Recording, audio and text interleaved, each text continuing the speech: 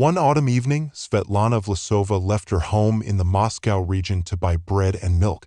She took only her handbag and mobile phone, expecting to return shortly. At home, her husband and 5 children waited, thinking she would be back within half an hour. But she never returned. At first, her family assumed it was something trivial, a long line at the store, a dead phone battery, or an unexpected conversation with a neighbor. But as the hours turned into days, it became clear that something was terribly wrong. Her husband, Igor, reported her disappearance to the police. Volunteers helped with the search and flyers were posted around the neighborhood. Surveillance footage from local shops showed no trace of her. It was as if Svetlana had vanished into thin air. Days turned into weeks and weeks into years. The investigation stalled. No leads emerged. The case grew cold. Igor, left alone with the children, shouldered the burden of parenthood and guilt, haunted by the thought that he had let her go out that night. Still, he never gave up.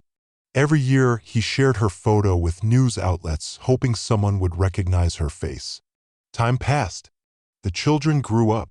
Life went on, marked by an absence no one could fill. Then, nearly 20 years later, a miracle, or perhaps a tragedy, brought answers.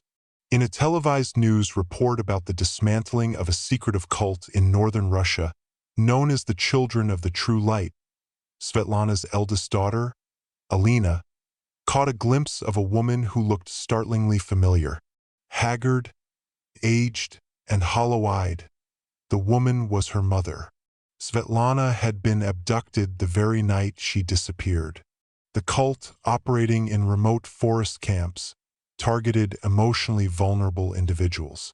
Using manipulation and isolation, they stripped recruits of their identities. Svetlana was given a new name, false documents, and subjected to years of psychological control. Over time, she forgot who she was, believing that her past life, including her family, was just part of an illusion. When the authorities disbanded the sect, many members, including Svetlana, had no memory of their former lives. She was sent to a rehabilitation center where, through therapy and support, fragments of her past slowly returned. The scent of baby clothes, the sound of her husband's voice, the warmth of her kitchen. But the world had changed. Her children were now adults. Igor, older and worn, had lived 2 decades without her.